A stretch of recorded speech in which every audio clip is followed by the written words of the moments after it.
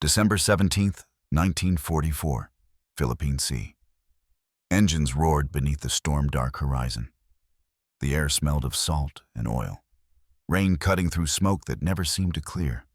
The deck vibrated with every shift of the wind, a low hum that blurred into the crashing surf. Men clung to railings slick with seawater as lightning flashed across the sky, revealing the silhouettes of ships in chaotic motion.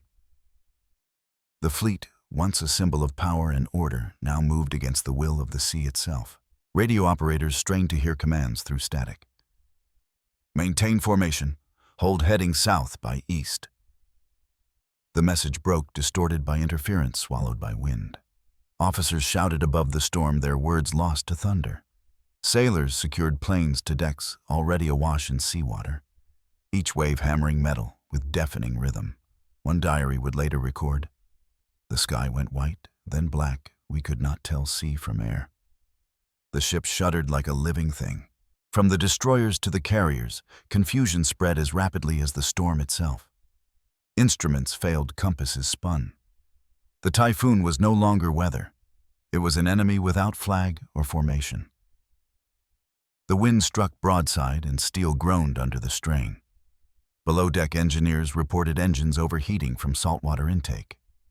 Above deck, watchmen shouted through wind and darkness, eyes fixed on the horizon that no longer existed. By dawn, the fleet would scatter. Orders would vanish into static, and coordination, the very foundation of naval warfare, would dissolve. In the official record, it would read Admiral Halsey's Third Fleet encountered severe weather. Several ships lost. Exact details unknown.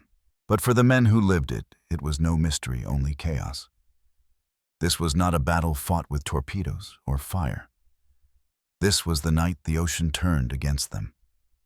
This was how a typhoon sank Japan's last fleet. Autumn 1944, Imperial Japanese Navy known. Home waters to the Philippine Sea. The last fleet of Imperial Japan was not built for surrender. Its officers had been trained under a doctrine that placed faith in precision, hierarchy, and endurance, that the sea could be mastered through discipline. But by late 1944, those ideals were unraveling. The empire was cornered, its supply lines strangled by Allied advances. Fuel reserves had fallen to less than 15% of pre-war levels. Every ship that left harbor did so on borrowed time and borrowed oil. Records from the Kure Naval Arsenal show that many destroyers departed with less than 60% of their fuel capacity. Engineers logged these concerns in their maintenance journals, warning that extended engagement or diversion due to weather may render return impossible. Admiralty dismissed such notes as pessimism. Orders prioritized speed and presence over caution.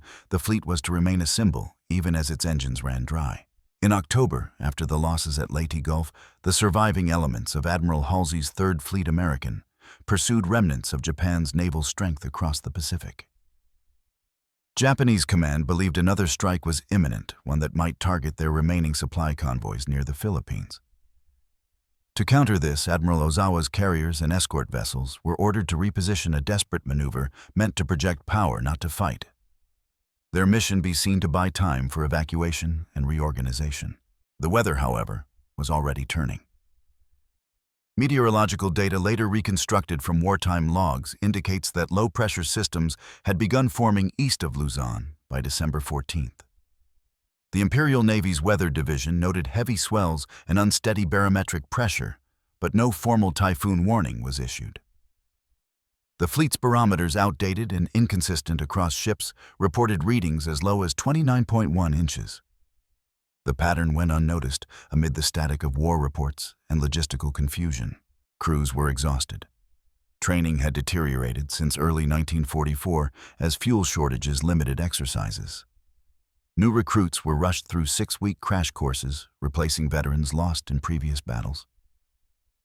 Diaries from the destroyer Yahagi note. Most of us had not seen a full ocean drill in months.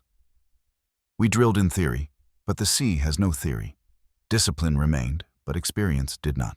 Meanwhile, the Allied forces had been repositioning as well. The U.S. Third Fleet was resupplying near Mindoro under deteriorating weather. Halsey's log entries describe rising winds and swells mounting with unnatural consistency.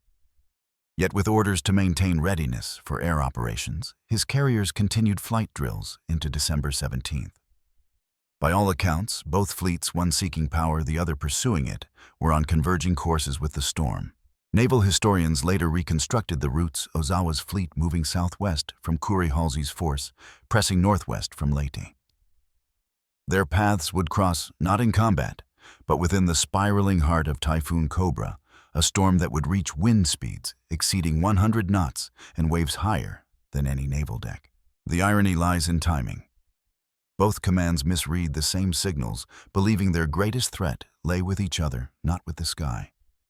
Operational transcripts recovered post-war revealed that at 2300 hours on December 16th, both Japanese and American radio operators reported distortion and signal scattering due to atmospheric interference. The war itself masked the storm's warning. The men aboard the Japanese fleet did not expect nature to be their undoing. They had trained for enemy fire, for torpedoes, for flame and steel, but not for the soundless chaos of a sea that offered no target, no logic, no mercy. Orders continued as usual. Secure aircraft, adjust formation, maintain heading. But the storm had already rewritten the map. Fuel calculations began failing. Destroyers drifting from formation signaled minor course corrections, unaware they were being pulled toward the Typhoon's center. Engineering logs record the early signs: roll amplitude exceeding 40 degrees, fuel pump cavitating, electrical failure in auxiliary systems. On the carrier Zuikaku, the crew reported the horizon disappeared completely. In Tokyo, communications fell silent by dawn on December 17th. Admiralty assumed enemy interference. It would take another 48 hours before they understood that the fleet had not been attacked. It had been erased by weather. The Typhoon struck at the intersection of exhaustion, miscalculation, and misplaced confidence. Logistics had dictated movement when stillness might have saved them. Fear of appearing weak led commanders to sail straight into danger they could not perceive. Timing, the great arbiter of war, had flipped the map entirely. When the storm finally reached full strength, wind speeds tore through rigging like shrapnel. Planes chained to decks became airborne debris. Ships rolled past 45 degrees, some beyond recovery. Survivors' notes described the horror in understated precision. We could no longer distinguish deck from sea.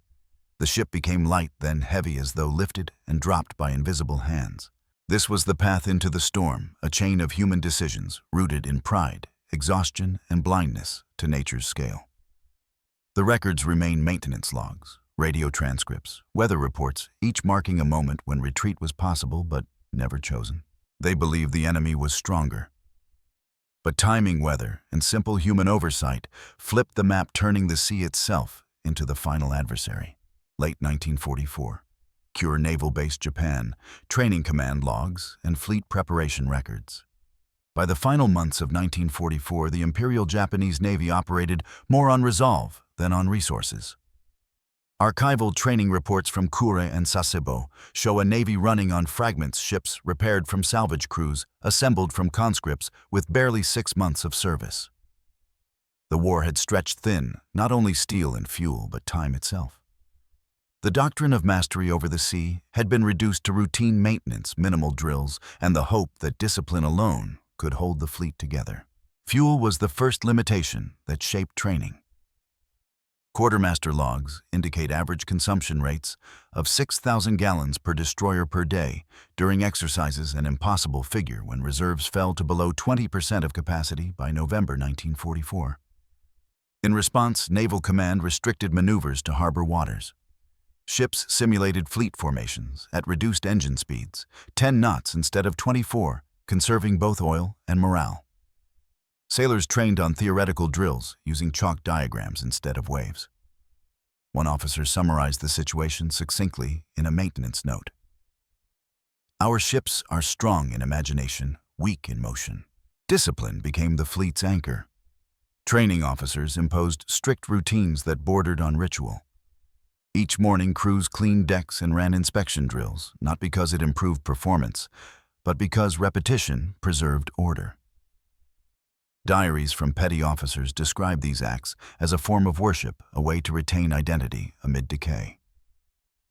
Men who had never seen combat were ordered to memorize engine room procedures, damage control codes, and storm protocols by rote. Yet when asked to execute them during short sea trials, success rates fell below 60%. Without motion, the body of the fleet had forgotten how to move. Trust among crew was hard won. Veteran sailors, the few who remained after Leyte and the Marianas, carried the weight of experience. They became teachers aboard ships now staffed by replacements half their age.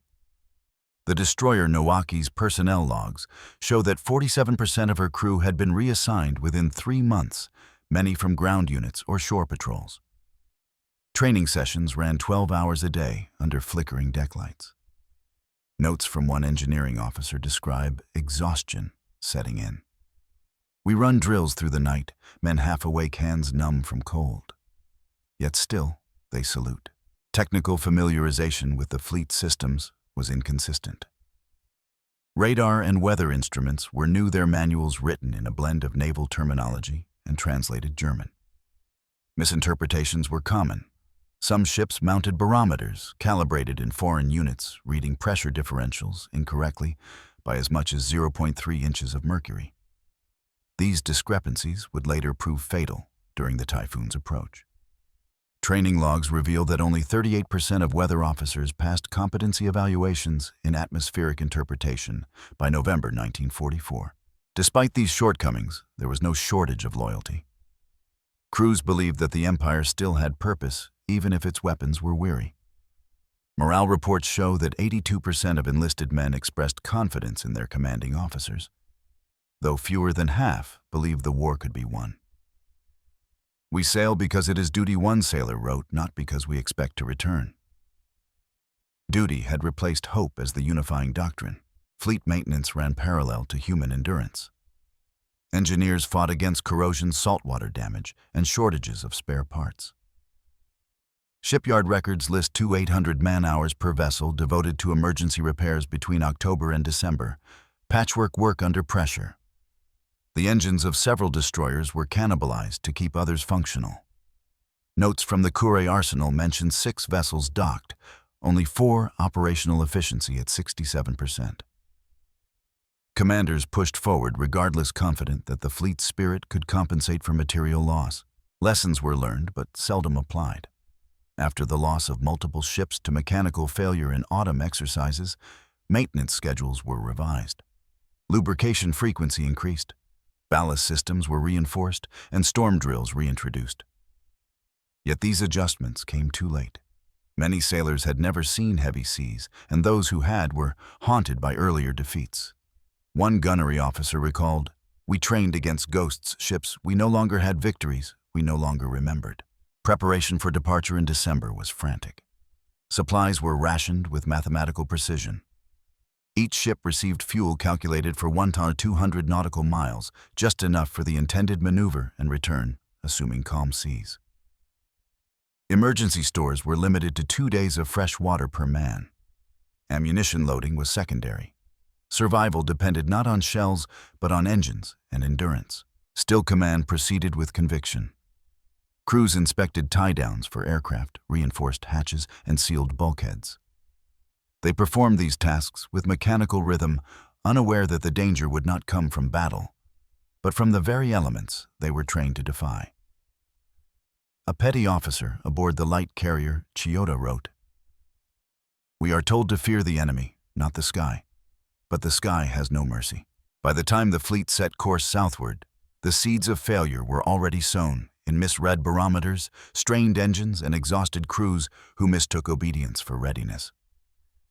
Training had instilled resilience, but not flexibility. Discipline had hardened into blindness. Trust among men was real, but trust in technology was misplaced. Numbers tell the truth that words softened fuel below 20% drills at 60% efficiency, mechanical reliability at 67%. The fleet was disciplined, loyal, and unprepared.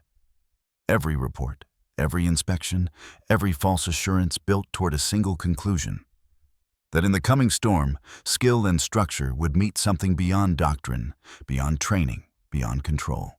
When the Typhoon formed over the Philippine Sea, no ship in the last fleet of Japan could have known how their discipline would be tested, not by the enemy they were trained to face, but by the sea they believed they understood.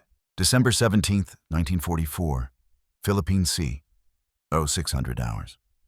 Before dawn, the sea began to speak in another language. It was not the voice of gunfire or engines, but the rhythm of air pressure, the change of weight on steel. The first logs that morning were calm wind, moderate visibility, fair formation steady. Then in the space of an hour, everything shifted. The horizon disappeared under a rising wall of gray. Waves rolled against the hulls like unseen artillery. Barometers fell without pause, 29.05 inches, then 28.7, numbers that should have triggered warning, yet officers hesitated. From the deck of the carrier, Zuikaku sailors described the sound, like mountains breaking. We could not hear commands, only metal bending. Radios crackled voices breaking through static formation south by east. Heavy swells. Maintain course. The wind devoured each word. A petty officer scribbled into his notebook despite the rain. This is not weather. This is command, lost to noise. By 0700, the storm had fully closed around the fleet. Visibility dropped below 500 meters. The destroyer Nowaki vanished from visual contact within minutes. Crews strained to keep position by radar, but interference from the Typhoon rendered signals meaningless. One radar officer wrote, "The screen showed ghosts ships that were there, then gone." The sea itself reflected back false images. Winds rose past 80 knots. The fleet rolled engines, fighting every gust. At 0735, the destroyer Urakazi reported wave height exceeding 60 feet. Her log records of 42 degree roll to port beyond safe limit. Crewmen clung to bulkheads, ropes snapped. On the carrier, Chiyoda aircraft tore loose from their chains, crashing into the sea. 2 sailors were swept overboard, their names recorded, their recovery not. At 0810, the barometer on Zuikaku registered 28.4 inches. The officer on duty wrote only one line. Pressure falling rapidly. Impossible to maneuver. The bridge glass shattered under wind pressure minutes later. Radio operators tried to coordinate through fragments of transmission. Fleet bearing south, maintain wind. Heavy request confirmation, then silence. The next voice came from an escort cruiser, course correction 20 degrees port. The change sent 2 destroyers directly into the storm's core.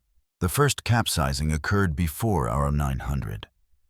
Observers aboard Yahagi saw the destroyer Isokaze roll past, her centerline vanish under a curtain of foam.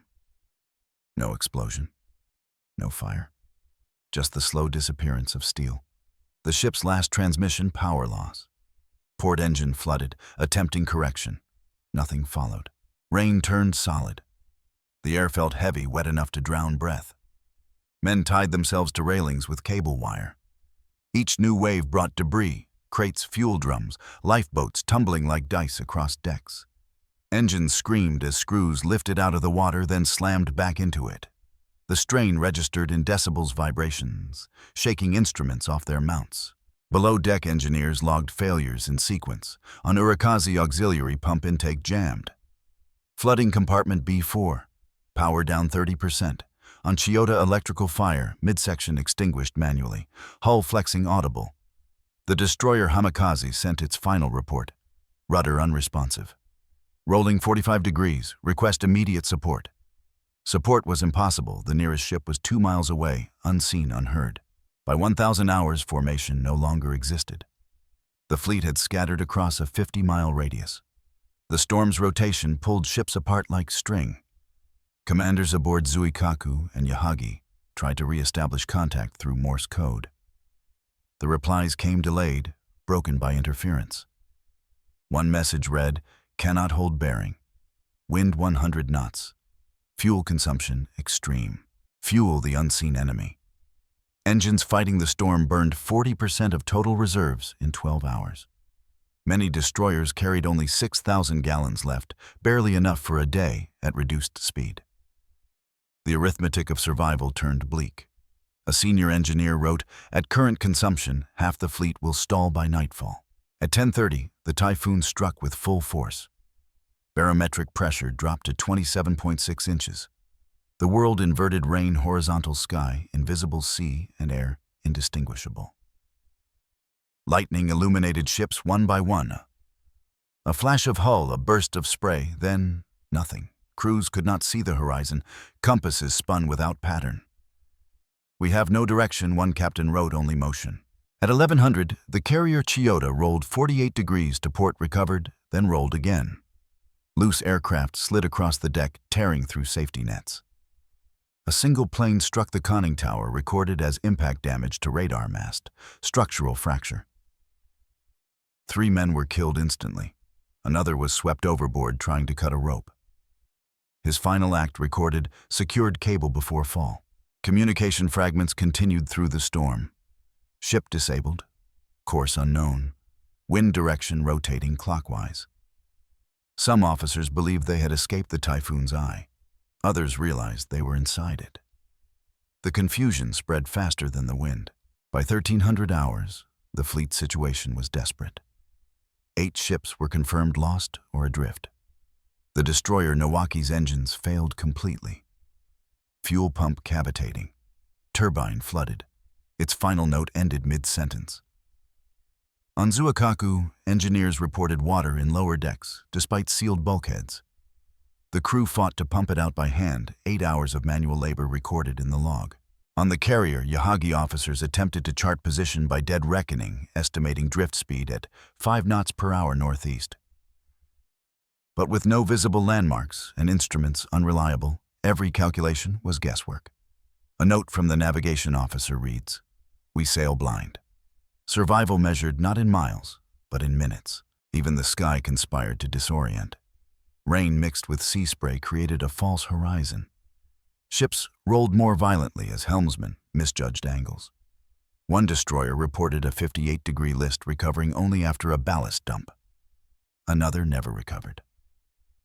The Urikaze, seen briefly through lightning flashes, vanished before confirmation. By mid-afternoon, the storm's eye approached. Pressure reached its lowest point, 27.4 inches. The wind for a moment ceased. Men crawled onto decks, stunned by silence. The sea lay strangely calm, an unnatural gray bowl, stretching in all directions. Survivors described the air as hollow, an emptiness that felt like reprieve. But the reprieve lasted less than half an hour. At 1545, the second wall of the Typhoon struck from the opposite direction. Winds reversed. Ships already damaged could not bear the shift. On Zuikaku, the forward mast collapsed. The starboard lifeboat tore free, crushing 2 sailors. The destroyer Hamikaze capsized at 1557. Witnesses saw its bow rise vertically before the ship slipped beneath the surface. No radio signal followed. The chaos repeated itself in fragments. Engines dying, ropes snapping, bodies carried by wind. Crews clung to ritual, adjusting valves, checking compasses, updating logs. The discipline that had once defined the Imperial Navy became a quiet defiance against the inevitable. "We record because we exist," one officer wrote, his handwriting shaking across the wet page. At 1700 hours, Admiral Ozawa issued a final general transmission. "All units proceed north by any means. Save personnel. Fleet integrity lost." It was not an order for victory, but for survival. The storm's violence eased by 1900, though the sea remained wild. The horizon returned faintly visible through scattered clouds. Where there had been dozens of vessels that morning, there were now only fragments, hulls, overturned debris floating among oil slicks. Survivors clung to planks, life rings, anything that floated. A sailor recalled, "The ocean was black and smelled of fuel." It felt like the end of sound. When darkness came, it was absolute. Flares failed to ignite. Radios were silent. Those still afloat kept their eyes on the flicker of lightning, counting seconds between flashes. Every light could be a ship or a memory of one.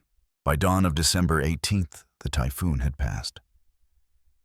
The surviving ships, Zuikaku, Yahagi, and a handful of escorts began searching for others. The scale of destruction became clear only as the sun rose over wreckage. One by one, reports arrived. Urakazi lost contact 10:30. Hamikaze capsized 15:57.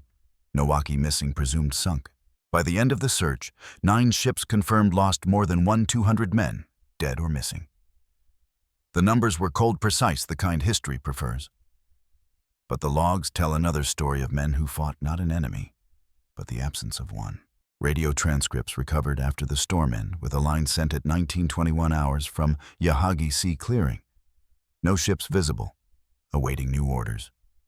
God keep the fleet. The Typhoon gave no answer. What began as formation discipline ended in silence. No opposing admiral had commanded it, no shell or bomb had struck. Nature alone had delivered the decisive blow, indifferent, thorough, and absolute. December 17th and 18th, 1944. Philippine Sea, inside the eye of the storm. Between the two walls of the Typhoon, there was silence. For 30 minutes, the fleet drifted in the gray stillness of the eye. The sea flattened. The wind vanished, and men looked at one another as if awakening from a fever. The ocean appeared calm, but wrong heavy too. Still, too alive. Logs from Zuikaku describe it as a glass plane ringed by darkness. Sailors emerged from below deck to cut away wreckage repair cables and retrieve bodies washed into corners of the ship. One petty officer wrote, "We thought it was mercy. We were mistaken." The barometer began to rise slowly, deceptively. Engineers noted the pressure change, 27.4, then 27.6, not realizing it was the prelude to reversal. On Yahagi, a young navigation officer named Matsuo recorded the moment in his diary. "It is calm now. We can see fragments of wood and oil around us. I think of home, of the lanterns by the river. The sea does not forgive, but it does not hate either." He closed the book. He would not open it again. At 15:45 hours, the second wall struck. Wind reversed direction with the force of impact, 110 knots recorded on a surviving gauge before it shattered. The sea reared in 2 directions at once. The destroyer Hamikaze, already damaged, rolled past 60 degrees. An engineer shouted through the storm, "Cut power, secure boilers." But the command came too late. The boilers cracked, releasing steam that filled the corridor like fog. Within minutes, the ship's log ended abruptly. Rudder jammed, flooding uncontrolled. On Zuikaku, the storm tore through the flight deck. Steel cables snapped, whipping through the air like blades. A plane still lashed to the deck broke free and struck 2 men. One died instantly, the other survived with a deep gash across his face. His medical record later read, laceration right cheek eye intact. He would carry the scar until his death in 1982, the last physical mark of the storm on living flesh. Below-deck engineers faced another decision. The main generator room flooded. If the engine stopped, the ship would drift broadside to the wind and capsize. To keep her alive, men had to remain waist-deep in water to operate manual valves. A surviving log entry lists 4 names. Chief Engineer Tanaka's second engineer, Mori Seaman Kobayashi, Apprentice Fujita. The line beneath reads simply, "All 4 missing after emergency sequence." Their choice held the ship upright for 20 minutes longer, long enough for others to live. The motif, repeated discipline in chaos. Men following procedure not to win, but to delay defeat. On Yahagi, the order came to jettison weight. Ammunition, spare parts, even weapons were thrown overboard. One sailor hesitated over a crate marked, "Letters, personal effects." His officer told him to discard it, unnecessary weight. The sailor obeyed, and hundreds of sealed letters vanished into the sea, unread. When the ship rolled again, he wrote a new one. "To my mother, we are surrounded by water and wind. I remember you told me the sea has no master. You were right. If this reaches you, I have done my duty." It never did. By 1700 hours, lightning illuminated scenes of disintegration. Ships that had survived the first assault now faced their own wreckage. The destroyer Urakazi was spotted briefly, her bow rising vertically from a wave before vanishing completely. The carrier Chiyoda attempted to turn into the wind, but lost steering. Her captain's final transmission, recorded by Zuikaku, reads, "Cannot hold course. Pray for calm." Minutes later, the radio went silent. Among the survivors, memory fragments converge on one moment, the sound of steel tearing apart. It was not an explosion, not a crash, but a long, low moan that seemed to come from the ocean itself. The Typhoon had turned ships into instruments, the wind bowing their hulls like strings. Those still alive pressed against bulkheads and prayed not to hear it again. At 1800 hours, Admiral Ozawa's remaining command ship listed heavily, but endured. He gave the order, "No more formation. Every ship for itself." The phrase repeated across radios marked the psychological break, a navy defined by order reduced to survival instinct. Logs written in pencil blurred from rain but continued. Discipline maintained. Crews at post. In the engineering compartments, another set of hands worked without witness. Repair crews on Zuikaku recorded manual patching of the hull hole, 40 centimeters wide, temporary plug installed. Below that line, another note, Fujita missing. The same Fujita who had helped keep the engines alive earlier. His death unrecorded, except by the silence after his name. The storm began to shift northward by 1930, but damage had reached a point of no return. Oil slicks spread across the water. Lifeboats, already crushed or torn, drifted upside down. The carrier's logbook entries became shorter fragments. Visibility nil. Waves 50 feet. Radio out. Compass unreliable. And then one clear sentence. No enemy present. Only the sea. That night, survivors described lightning flickering across the waves. Brief illuminations revealing wreckage, men clinging to debris faces, indistinguishable. Some tried to call to each other, but the wind carried their voices away. One sailor from Yahagi later testified, "We fired flares but saw nothing. Every time lightning struck, I thought I saw another ship, but it was always debris. At 2100, the eye passed completely. The wind subsided, the rain softened." The survivors, who had endured 2 rotations of the storm, now faced the hollow calm that follows annihilation. They lit lanterns tended to wounds and gathered on damaged decks. Someone began to read from the ship's prayer book, words carried off by the breeze before they could finish. Aboard Zuikaku, Captain Sakamoto ordered a head count. Of a crew of 1,670, 248 were confirmed missing, 116 injured, the rest exhausted beyond measure. The medical officer wrote morale unbroken, though silence total. Nearby, Yahagi found only sea. The horizon glowed faintly with lightning, but no other ships responded to their signal lamps. At dawn, December 18th, the storm was gone. What remained was wreckage scattered across hundreds of miles, fragments of wood, steel, and memory. On the water floated one object that drew particular attention, a waterproof case recovered by Yahagi's crew 2 days later. Inside were log papers from the destroyer Nowaki sealed in oilskin. The final entry read, "Wind beyond measure. Engines dying. Hold the line until silence. If this record survives, let it be known we did not yield." That single page, water-stained but legible, now rests in the archives of the Maritime Self-Defense Force Museum in Etajima. Its ink has faded, but the rhythm remains the cadence of men who fought a battle without an opponent. For them, victory and defeat became indistinguishable. Every order, every repair, every letter written against the storm repeated the same motif: discipline in the face of nothingness. The sea, in turn, gave no verdict. It kept what it took. And for those who survived it, left only silence and the endless sound of memory. December 18th, 1944. Philippine Sea. After the storm. By dawn, the wind had died, but the silence it left behind was heavier than sound. The survivors of Japan's last fleet drifted amid debris and oil slicks that stretched to the horizon. The Typhoon had passed its work complete. Logs from Zuikaku record the scene in mechanical language, visibility restored. Sea state moderate, wreckage extensive. Behind those neutral words lay the unspoken reality: hundreds of men missing, ships overturned, formation erased. The first task was not battle repair, but survival. Crews lashed planks into makeshift rafts, lowered lines for bodies that surfaced between waves. Medical officers worked without supplies, salt water for antiseptic, torn uniforms for bandages. The engineering compartments became infirmaries. On Yahagi, one report notes 17 rescued from debris, 9 deceased. Immediate burial at sea. The ocean that had taken them now served as their grave. Within 48 hours, an accounting began. The surviving vessels transmitted coded tallies. Urakazi lost. Hamakaze lost. Nowaki no contact. Isukazi no contact.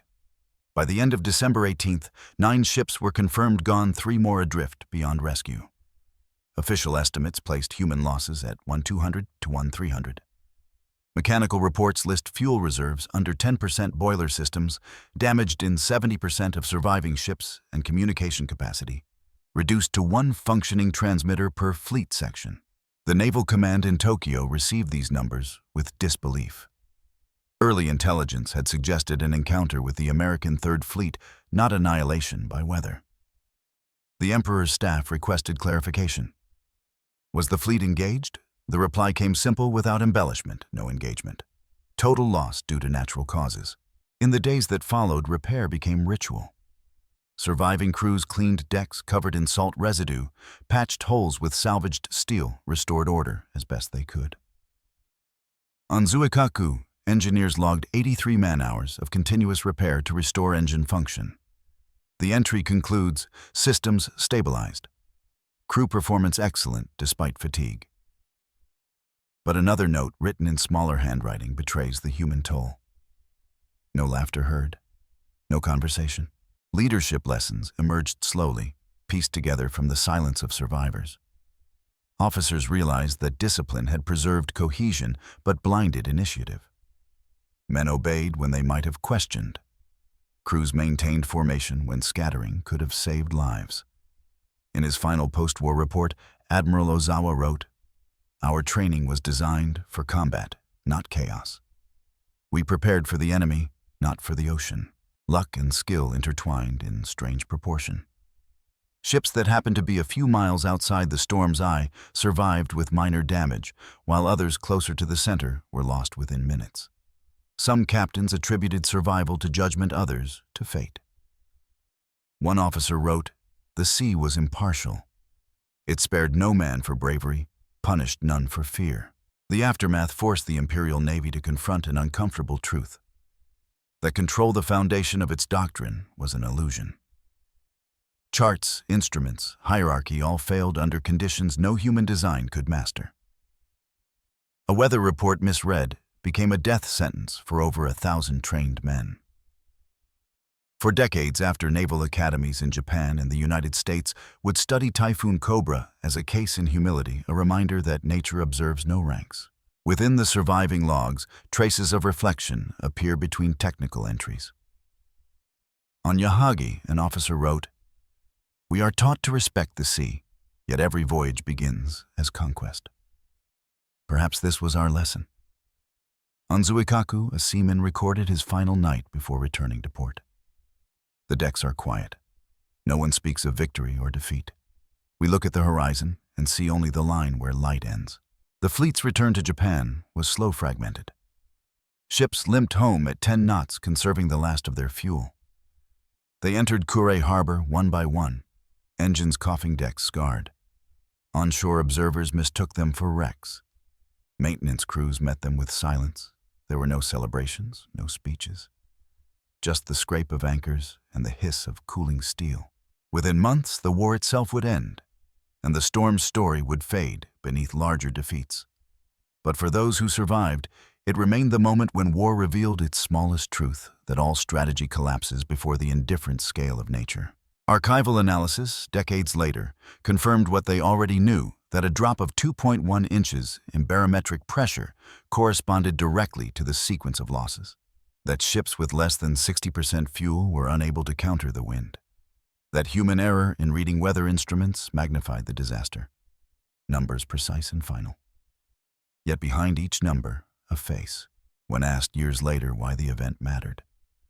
One survivor, Chief Engineer Mori's apprentice, the only man from his repair team to live, gave an answer, now inscribed beside the exhibit at Etajima Museum.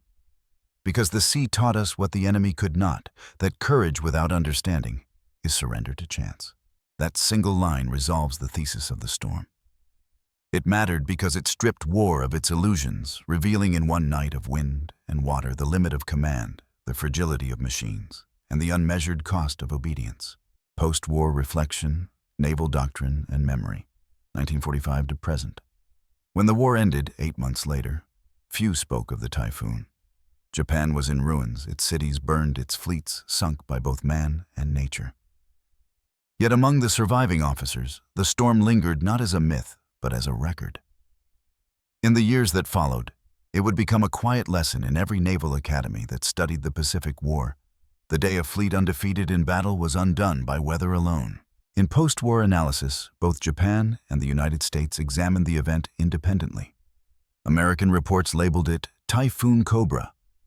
Japanese archives called it the December Calamity. Despite their opposing sides, their conclusions were nearly identical. The sea had exposed the limits of command. It was not technology that failed, it was perception. Officers misread nature's signals because they were trained to seek only human threats. Within the newly reorganized Maritime Self-Defense Force, former imperial officers established an entirely new meteorological division, the first in Japanese naval history to be granted autonomous command authority. They adopted procedures from American storm tracking models, integrating data from barometric satellites and radar buoys that would later save countless ships in post-war decades. In a 1959 training manual, a note appears beside the section on weather interpretation. Cobra reminder that no vessel, regardless of flag, is greater than the sky above it. In the United States, Admiral Halsey's own experience under the same storm shaped American naval doctrine. Reports submitted to the Joint Chiefs highlighted the necessity of onboard meteorological officers and real-time weather reconnaissance. New procedures required fleets to maintain a minimum 300-mile separation from tropical systems. These changes, implemented quietly, were born directly from the December 1944 disaster, a rare instance where lessons were written in parallel on both sides of a war. For Japan, the typhoon became symbolic of something larger, the fall of certainty. Historians often describe the event as a premonition of surrender. The empire's last fleet, stripped not by bombs, but by wind, mirrored the collapse of the ideology that had driven it. After the war, when surviving officers met for reunions in Kure, they brought with them pieces of the storm fragments of logbooks, bits of hull photographs warped by salt. One of them, Captain Sakamoto of Zuikaku, spoke only one sentence to the press: "The sea does not choose sides." Today, the preserved records of Typhoon Cobra remain stored in both Tokyo and Washington. Cross-referenced, they reveal identical timelines. Barometer readings, wind speeds, loss reports, two navies on opposite sides of a single storm. Together, they form one of the most complete meteorological reconstructions of a wartime weather event in history.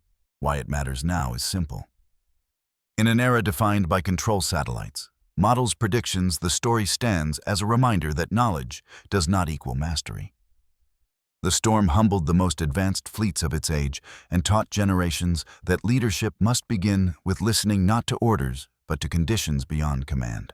The sea remains vast, ungoverned, and exacting. The same principles that broke the fleet in 1944 remain unchanged. Overconfidence, misread signals, human blindness to scale. Yet the records survive diagrams, weather maps, voices recorded on fragile paper, proof that those who faced the storm chose to document rather than deny it. In the end, the legacy of Japan's last fleet is not one of defeat, but of recognition. Nature, indifferent and vast, reminded humanity that even amid war, the laws of the earth remain supreme. This is why we revisit their story, not to dramatize, but to remember. To understand how knowledge failed, how courage endured, and how a single storm rewrote the limits of human command. Subscribe for more archival-based histories, stories drawn from the evidence itself, not from myth or rumor, so that what was once lost to wind and water will not be forgotten again.